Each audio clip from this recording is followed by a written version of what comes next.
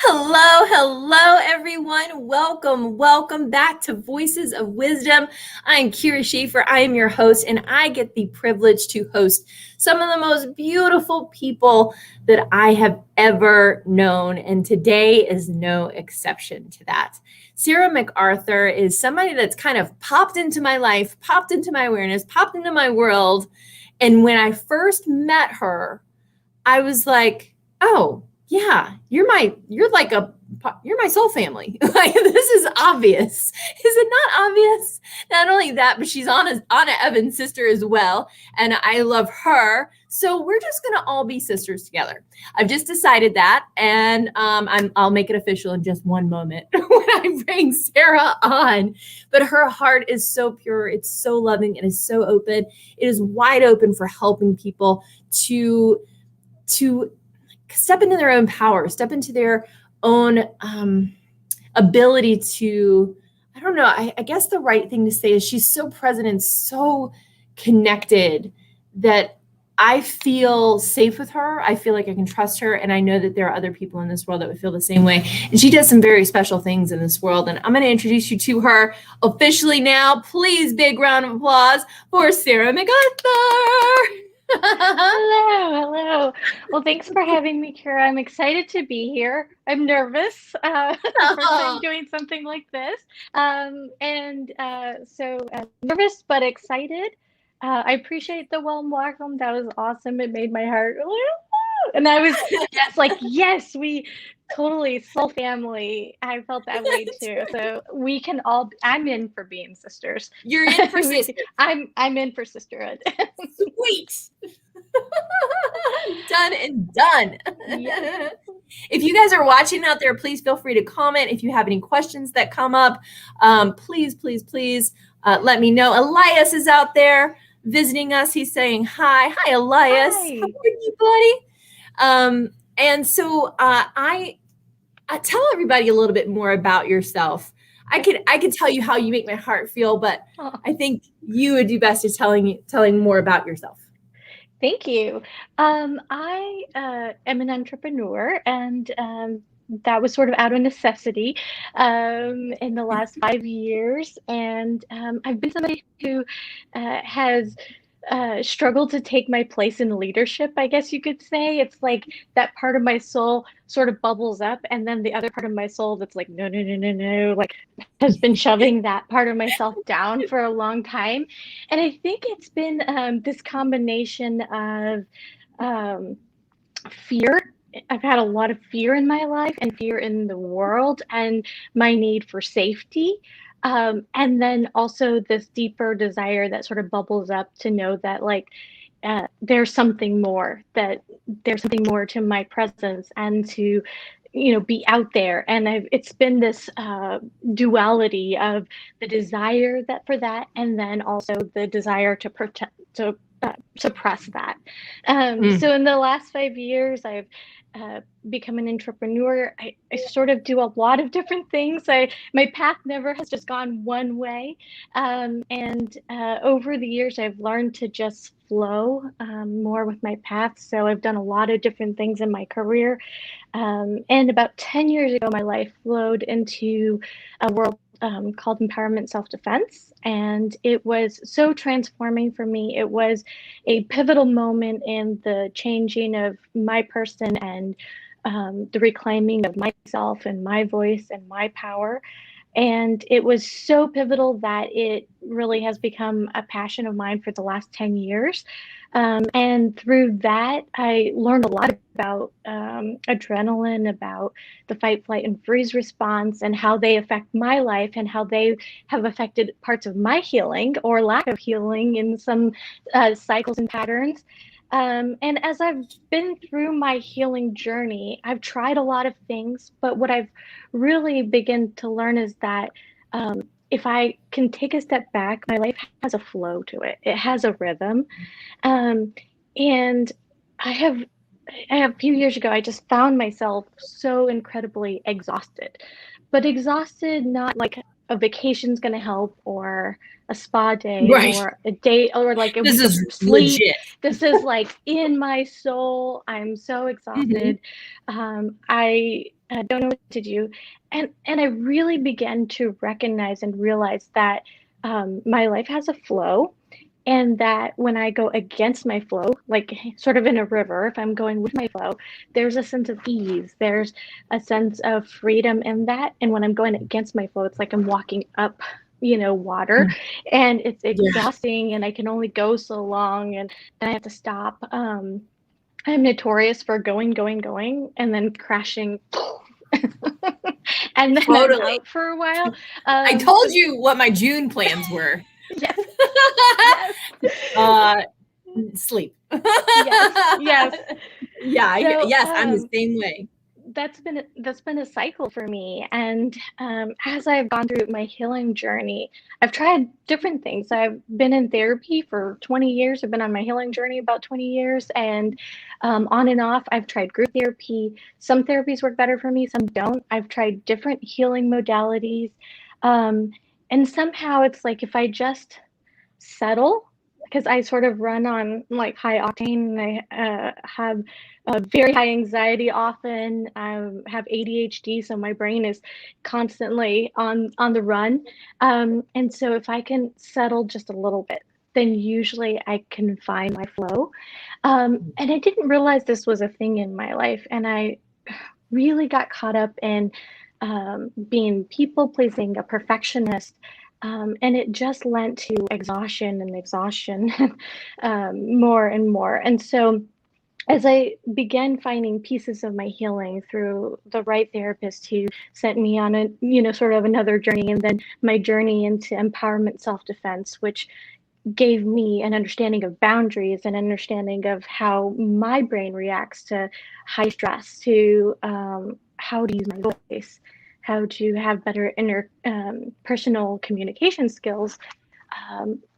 One thing sort of just kept leading to another, and I ended up looking into healing modalities myself. I got to a place where I felt like I really think I can help other people as well. And so, speaking of flow, there was one special modality that I was really excited about looking into. My grandmother, who actually is the matriarch of our family and passed this last November, she actually I was saving money for me to help me in my practitioner expenses. And I was so excited. I was just about to sign up, and something in my flow was not right. I could feel it. It was like something was off. And Yeah. I just had this inner moment of like, I'm not supposed to do this. Like, and I was so devastated. I was like, no, I've been looking forward to this for months. But I gave long enough pause and said, okay, I'm gonna wait because I don't feel quite right about it. And sure enough, that pause led into a series of events that happened that showed me exactly where I was supposed to be, what modality was for me, what was in my flow, what made sense to me, which is something called Aroma Freedom Technique. And it's a modality that uses essential oils along with a process created by a psychologist of over 20 years, clinical psychologist, to help process, past experiences, present struggles, and even future struggles. And I heard about it. I knew about it. I heard about it sort of on the periphery, but when I really had an experience with it, it was so profound that I knew right then. Just like with my empowerment self-defense, it was like, oh, this is where I'm going now. This is it. This is This is the it. thing. So I signed up for the practitioner experience, and they had online, and then in some places they had in person. And when I went to look to see, when was the next online, then probably the next weekend is when they were having an in-person in Denver. So it's like everything just was lined up. It was in Yes. my flow. So I went with that flow, and really began a different part of my healing journey, which is continually in process.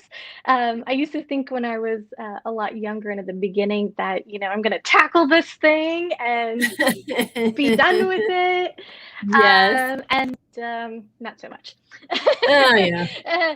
There's just layers, we're just Yes. processing through Yes. layers and then Yes. stepping back and going like, I feel like I haven't done any healing because this new thing came up. Have I So here we even go thought about again. forgiveness before? Have I even thought about trauma before? Yeah. Even though Yes, you've already worked your ass off forever on the seemingly the same topic. I totally get that. yes. So that was definitely something that was hard, and just really getting an understanding of, okay, this is a journey. This is likely a lifelong journey, and I can continue to go in a flow of what works for me, finding what works for me, maybe what doesn't work for me, and that's okay. And being okay with something helping somebody else, but it really didn't help me. It's just okay. There's something else to try. Okay, that didn't work. Okay, let's try something else. Okay, and sometimes that's just about self-awareness, about finding my flow, what makes me tick, what makes my rhythm, really connect with myself. Yeah. And I grew up in a family that loves music, and so if you're in my family and there's music on, there's nobody sitting still. It's just not gonna No. happen. There's just like the body just doesn't allow it. And so when I think about my rhythm, it's finding sort of that cadence, that rhythm of who I am, and it's like I know it when it's there. So I try this over here, or I try um, simple things, reading a book, or resting, or learning something new, or putting my feet in the grass, or going to the beach and listening to the waves. So whatever those things are, and it's like I know it, I can feel it, I can sense Yeah. it. Um, and so part of that healing journey was coming into understanding of my rhythm, and that I had one, and that my uh, sort of chosen, I guess you could say, patterns of life had really not been in alignment together. That people pleasing and perfectionism, what it really led to for me was performance type of transactionary existence and experience, always um, involved in the shoulds. Everybody, you should do this, you shouldn't do that, you should live this way, you shouldn't live that way, you shouldn't say those things, you shouldn't believe those things, you shouldn't support these people, whatever that was in the belief system that I was at the time. And I realized that in the essence of who I am, in the struggles that I had growing up, that I was after one thing, and that was feeling enough and feeling safe. And I toggled between these two places of feeling like I'm too much and never enough.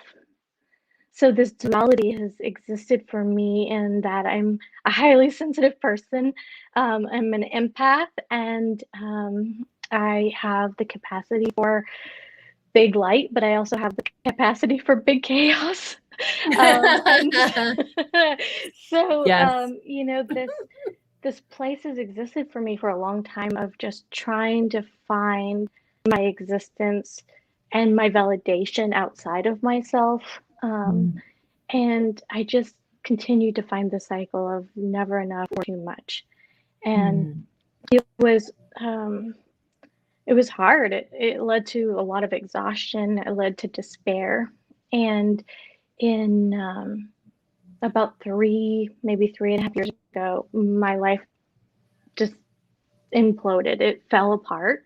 My marriage ended. My neighborhood, we sold the house. We moved, cross country. Custody started with my son. So all of these changes, friends that I had were, not friends anymore.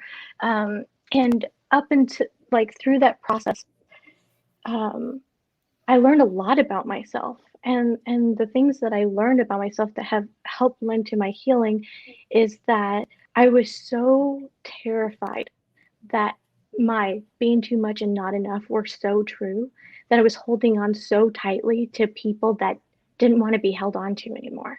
And And I was so afraid to let go because I didn't think I could maybe exist or that I would survive it. And Right. so at some point it just all, ended. Yeah.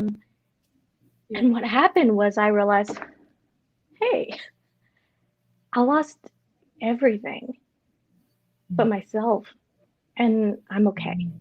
It's okay. Mm. And then suddenly a freedom like I've not known before came from that space of being okay with loss, being okay with maybe being too much, maybe being not enough, like just this acceptance of it's okay. I'm okay. Mhm. I survived. It's not hard. It doesn't mean I didn't have grief. It doesn't mean I haven't cried myself to sleep a lot in 3 years or struggled with trust issues. It just was a realization that who I am, my being, is enough.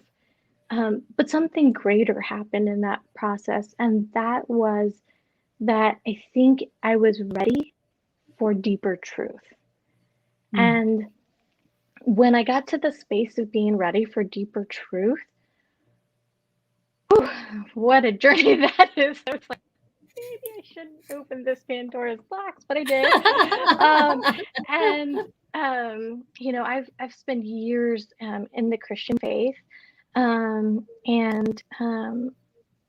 so I tease. I say I had a coming to Jesus with Jesus in that moment in time, and what I realized, what truth came to me was that.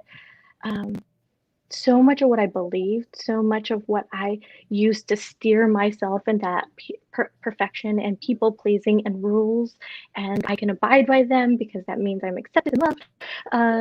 That I didn't actually believe a lot of those things. Like it wasn't who I was. It was a performance effort to get what I felt like I needed, and that the intentionality was not there and it was in the wrong place. And I had an revelation in that moment that, wow, I was sort of doing all the right things for all the wrong reasons. And it was like, once you see that, you can't unsee it. And so it shifted how I began to live life. But the other thing that it allowed me to do was to realize that in order to choose something, you have to be able to truly experience both things. Otherwise, it's not really a choice in my mind anyway. And Right. so, in order to be able to choose the next pieces of my life, the intentionality, the care, the safety, the love, the things that I value, I had to be willing to look at myself and realize what I was capable of. And in the loss of my marriage, I realized that I had, as people would say, you have the right to feel this way or experience these things, and that I did. And I really sat with my hurt feelings, and I really sat with anger, and I really spent time realizing that I was capable as a person of dark thoughts and wanting to hurt somebody and get back and make other people hurt the way I hurt or cut people off. I was, capable in the right situation. I think humans are capable of a lot of things we may not. And it was my willingness to look at these dark things that I'm capable of jealousy and ugliness and manipulation and all of these things that I realized that I had a choice. And in all of my space of flowing from one healing place to another, um, I began to choose the things that I valued, not what other people told me I should value, not what other people told me I needed to do in order to be loved and accepted. I started um, looking at the people in my life and really choosing people in my life that can love me, all of me, the sensitive side, the chaos side, the too big side, the all of the sides of me, and that it didn't require that I behaved a certain way or that I changed who I was. It just was like becoming okay with me and sort of allowing things to fall away that weren't okay with me. And I realized that love, I think that my biggest draw to the story of Jesus and who Jesus is because of love. And that in the process of my healing, that knowing I am capable of things that are really unloving, that I can choose love for my son, love for myself, love for, different people in my life. And it changed a lot of things. It changed how I talked to people. It changed how I represented myself to people. I cared about love. I wanted to be a safe place. I wanted people to be able to come and talk to me about whatever. I realized I'm capable of loving people and not agreeing with behaviors that hurt other people at the same time. I'm complicated and dualistic, and and I think it was in the process of just accepting myself that I began to find rhythm. And I still overthink a lot. I still overanalyze so many things. I meet with my therapist every 2 weeks. I have support groups, but I'm learning to find my flow, to find my rhythm, to live, to question why I'm doing something. Why am I, like in some of the books, why am I choosing to be an author? As somebody who spent their life performing, it's really important to me to know why I'm choosing to do these things, especially public facing things. And it's not easy for me. So when I wrote the last, the chapter for The Courageous Heart, I wrote it, I submitted it, and then I went and laid under my covers with pillows on top of my covers. And that's where my partner found me. And I realized, this is where I am, and this is where I'll stay. This is where I am, and I just need this moment. And it was because I think I've come to peace with that my story matters, and that I care to tell it so that other people might just go, hey, I identify with that. Like, hey, I'm not alone. Hey, somebody else feels that way. Hey, like, I get you. I feel seen. Well, I feel heard. Yeah, you are so like, I mean, you're telling a lot of people's story here. Like, comment with me, guys, if you are like, have you been a perfectionist? Have you either been too big or not big enough? They tell you, yeah, it's like calm down, stop showing off, but at the same time, can you be sociable? Like, it's like, first of all, I'm going to just be who I am, because I don't know how to be who that person is that you just decided I was supposed to be. But getting to the point where you can kind of stand in your power and just say, first of all, I'm not going to attract any more of those people that tell me who I am and what I should or should be doing. Right. Because I'm just good with me. And that's what I'm hearing you say. I hear you say you're good with you. And it is still a process, and it's still an unfolding. And there are times we forget who we are. I have a plaque on my wall that says, remember who you are, because I forget. I forget. I'm a complicated woman. And yet very, very simple. But yeah, I love that you talked and touched on, perfectionism and not too much and not enough. And these are totally things that are big right now, as far as people coming into realization and coming into their power and coming into their abilities and all those things. It's just so much happening. So I'm so glad that you're bringing this up, and that it's okay for us to get help. It's okay for us to connect with people who can bring us to our truth. Not that they all have it all figured out either. Don't meet your heroes, right? But knowing that there are people out there that can help us navigate this thing called life. And I really, really, really love how you put all of this. It's so beautiful the way you really understand the process that you've been in. Having that self-awareness is incredibly challenging, and knowing why you're doing something. That the forward, what did you say? The facing forward, the forward social, I don't know, whatever. Forward facing, I don't know. I think But so. I was like, oh my God. Yeah, but that's the thing. People don't always question why they do something. Mm-hmm. You know, they don't realize that a lot of the things that they're doing are for the ego benefit and not the soul development, you know, and not for the purpose of helping, really, truly, genuinely helping other people. And so I think with your writing and, you know, with this talk that you're doing right now, and with all of the things that you do with self-defense and building the company, all of the things that you have going on are designed for I believe a path of soul's development.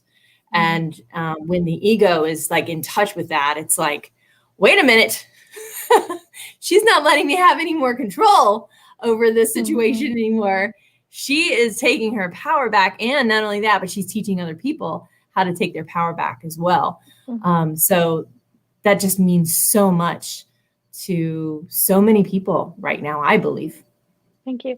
Well, and I have to say that this is a beautiful generational awakening, I believe, happening in my family. And I'm somebody that I know that if I can see a possibility, like I just know that I can rise to it. That's one of those things that there's certain things on my personality that just have always sort of existed. And you know, my sister, you said, you know, Anna Evans is an amazing person. It's funny, I tease her because we sort of worked in some of the same arenas in Denver, and you know, people knew, you know, her name, and so I always said it was so fun to name drop my own sister, you know, because she's so well known and so amazing at what she does. But she and even my little sister, who's 10 years younger than me, they made choices before sort of I did that were about choosing their rhythms. That was about getting in alignment with themselves and was about taking different paths to their own healing. And so, you know, we have our grandmother who is the matriarch of our family, and I identify a lot with her and who she is, and how she lived life. And she recently passed, like I said, in November, and that was really hard, I think, for all of us. But leading up to that has been this healing path for my sisters, and watching them just come into acceptance of who they are and owning it and being in their power has given me courage. And I think they have fed off of my courage. I think we all have this way of supporting each other, which is amazing in that we see that it can change the generations of our family. Our family has generations and generations of domestic violence and sexual assault and depression and mental health issues. And it's like we three have found uh, our rhythms and are continuing to find our rhythms, and we're all very different in how those rhythms play out, and in what arena they play out, and um, that's okay. You know, all of that is a beautiful thing, and so to see it being able to pass down from generation, you know, to generation is beautiful. Hello, my sister. I love you. There she is. There she is. Yeah, you are absolutely right. Just on all fronts. I didn't have any siblings. My family, it was the cycle that I decided to break was a cycle of abuse. So my great grandmother was physically abused. My grandmother was physically abused. My mother was physically abused. I was physically abused. And even though I won't have children, I know that the buck stops here. And when I decided, my husband is the most non-abusive person on the face of this planet, but there was definitely a moment in my life where I'm like, oh, this makes sense. I am abused because they're abused, because they're abused, because they're abused. So that's just, it trends, it tracks. But saying no, breaking the cycle and saying this will never happen again in my lineage or my ancestry, I think not only does it heal yourself, but like you said, it's healing generations.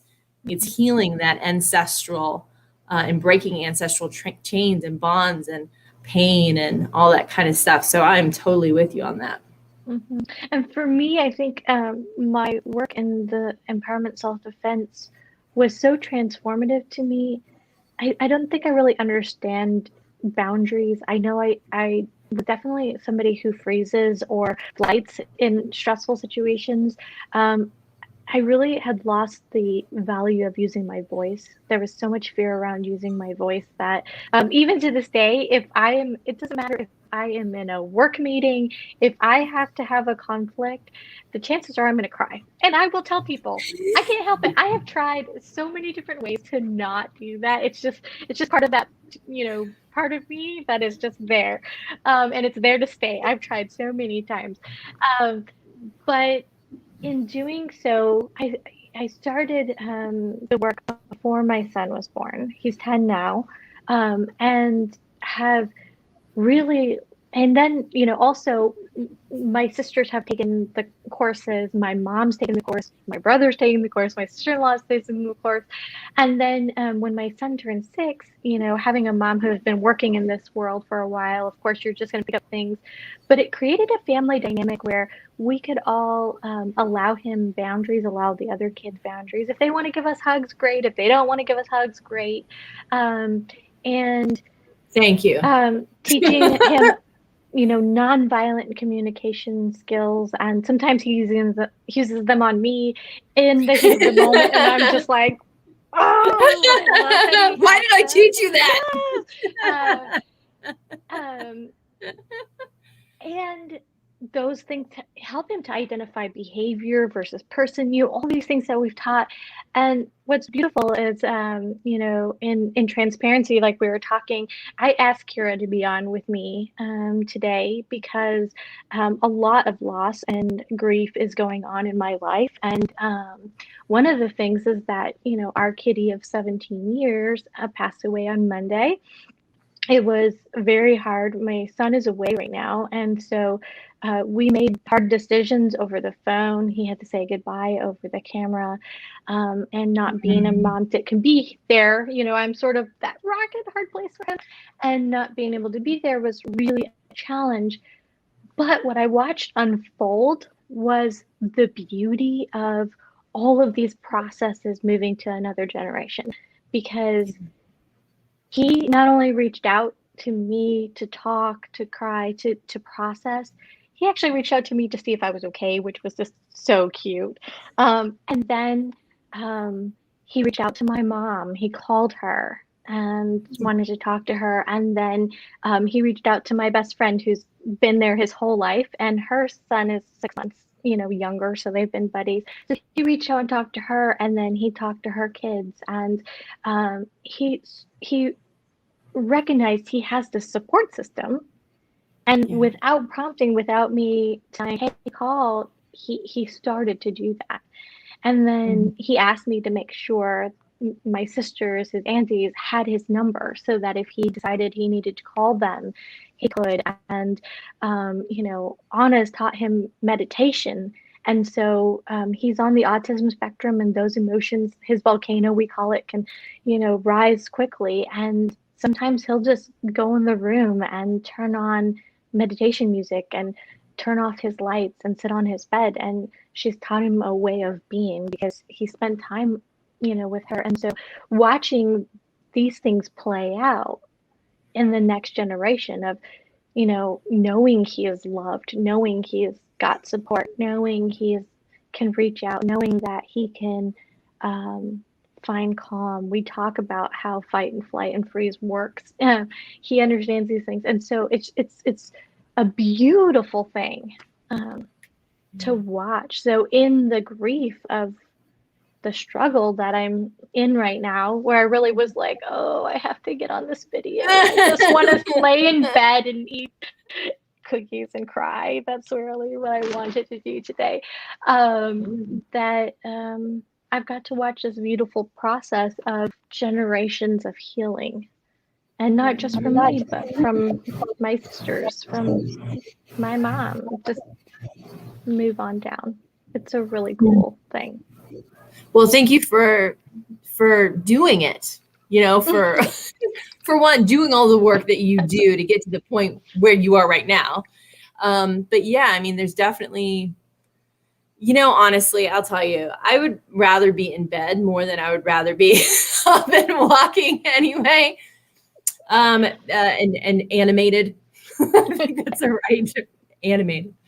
And so I feel like I hear you there. and it's so interesting how, we can push through, knowing that there is something important to be said, because everything that you just said in the last, 30 minutes or so has been really needed. It's really needed. It's wisdom. There's no one that I know that hasn't had some encounter with something that you've talked about. And guys, guess what? She's still standing. She's still here. She's still with us. She decided that she was going to also do extra credit and tell everybody about it. That's the hard part.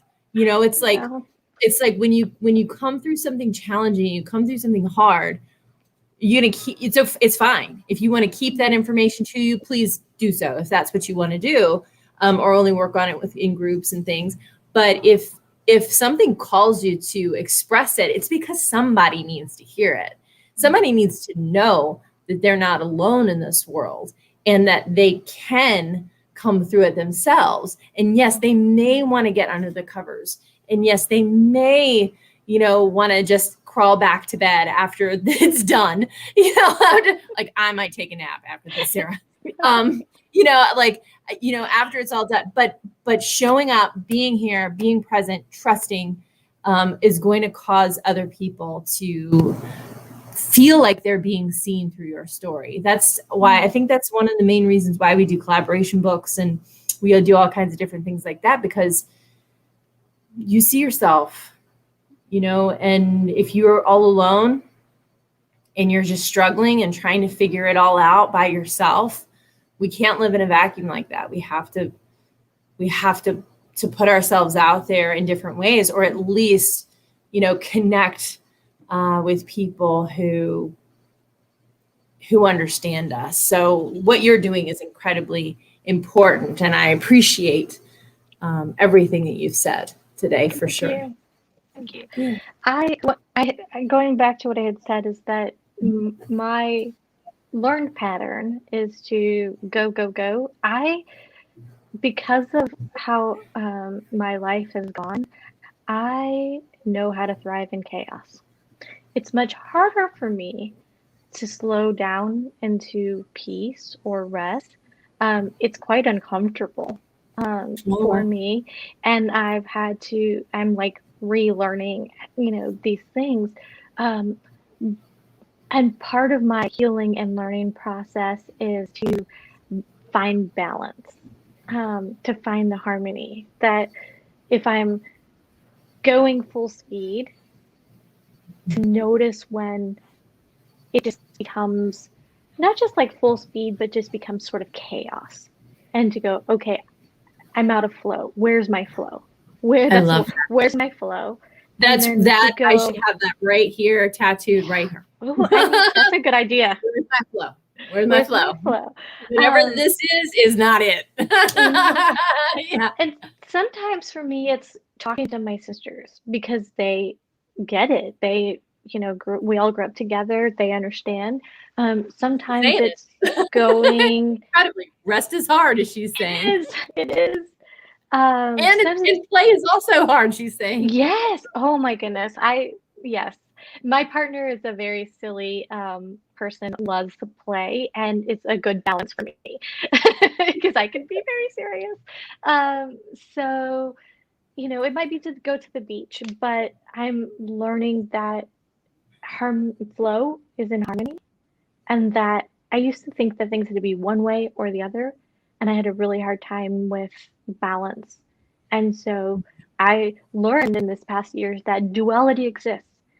I can really be excited about a lot of amazing things going on in my life and be looking forward and be present and love, the moments I'm having with my partner. Um, and I can also be grieving and healing and struggling through the different pains that are going on in my life right now. And that it doesn't have to be one or the other, that these things intertwine, and that I'm complicated. That's what my therapist, we keep talking about, like, life is complicated. I am complicated, and that's Right. okay. Like, it's okay to be complicated. So good to be complicated. So We might as well be. We might as well just have fun with it.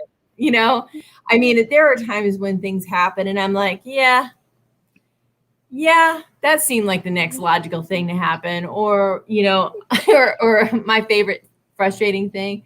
This is a side note, just nothing really important necessarily, but I'll drop something, pick it up, drop it again. And then I'll feel this murderous rage come up in me. And I'm like,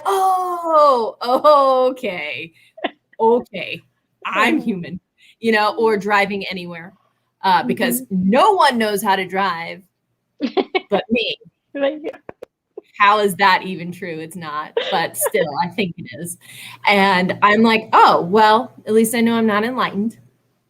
I can get off my high horse now and I can just but I think, truly play is probably harder for me. I have a freeze tendency. So my fight, flight, or freeze is freeze.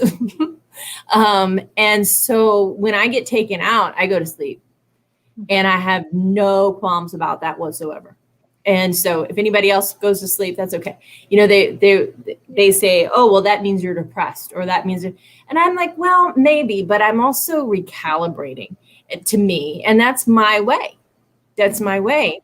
And so if I'm not allowed my way, then it feels really bad. And so like, even with you wanting to take action in things, that might be your way and that feels right to you to a certain degree. Like if I oversleep, I get off balance.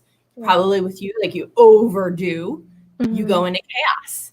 And so like if you're out there watching and you're like, well, yeah, but I really like to do this, I think you're exactly right, Sarah, with the balance. Are you balanced in the choice that you're making? Or is it becoming imbalanced, and how do you get yourself back right? How do you tell people to say, okay, well, how do you get yourself in a balance if you start to feel or start to notice something's off here? I think that for me, the biggest thing is becoming self-aware, to know what's in balance and what's out of balance. To know those things are huge for me. And then I have questions like, where's my where's my flow? It's sort of some grounding things of, okay, like I am really elevated in my anxiety. I have anxiety that can go way beyond.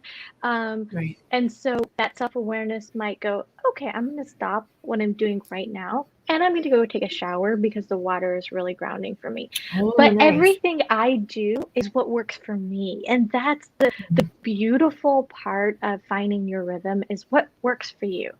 Some people love camping, and I love the beach and the waves, the smell. It is soothing to my soul. Other people like something else. And so I think that's the thing that I want to encourage, is that just because something worked for me, that may not be in your rhythm, it may not be in your balance. And so finding the things of, and usually, I'm just like in my family, if music's on, we all love to dance. So if music's on, so sometimes that's my balance. If I'm really struggling, sometimes I just put music on and dance by myself. Those things, they suit me. And that's the discovery part of like, what is it? But usually for me, the things that are health balancing have shown up in my life and I maybe just didn't pay attention to them or recognize them. So self-awareness has really helped me to just do a lot of presence work to go, oh, how am I feeling right now? Oh, I feel quite relaxed and this is really, really nice. And so I can go, okay, this might be a tool for me. But that self-awareness of impact personal safety of Colorado is where I did my self-defense. We teach a stance where you put your hands up, and you go no. And I use this as a sort of a way of life in my self-awareness when I can feel that fight and flight kick in, when I can recognize, like I'm running on high octane, that I can sort of metaphorically put my hands up and just go no or stop, and just take that moment of like, sometimes I'm so triggered from my PTSD or whatever that I don't even know what to do next. But sometimes the stop is just like, I'm going to stop and just sit here. I'm going to go crawl in bed. I'm going to cry. This is happening, folks. This is happening. And it's okay. I love that. Sometimes I need my therapist. Well, I mean, that's the thing. I love that. It was just, am I in my flow? What things soothe me? Am I in balance? And then, also what you just said, stop. My mind starts to rattle around in some kind of negative thought process or negative behaviors, or I go into negative behaviors, things like that. And then I literally say that word. I say stop in order to shut myself up a little bit, not because I want to deny the feelings and all that stuff, but I know that what's going on up here is not truth. It is something trying to pull me out of my truth, trying to make me off balance. And then once I can take it from here, go down here and say, what's real? I'm going to remember who I am. Then things shift for me. So I think these are awesome, actionable steps that you gave us all to do. So now I know this was more of an informational kind of connecting, talking and relating your story and helping us to see ourselves in any of it that we might connect with. Do you want anyone to get in touch with you? Or you kind of, I know you're doing full-time work with your with the self-defense work and trying to making like world changing, life changing work around helping people to stand in their power and protect themselves. But I didn't know if there was anything you would want them to look up or connect with or anything like that. I am not right now doing a lot with my healing practice because harmony and balance. I do have a focus on work with self-defense, but really I want to just say, if anybody out there watching this just needs to connect, I think my email address is available. I think it is. I'll put it out there in the comments. What is it? Restoring Hope Forward @gmail.com.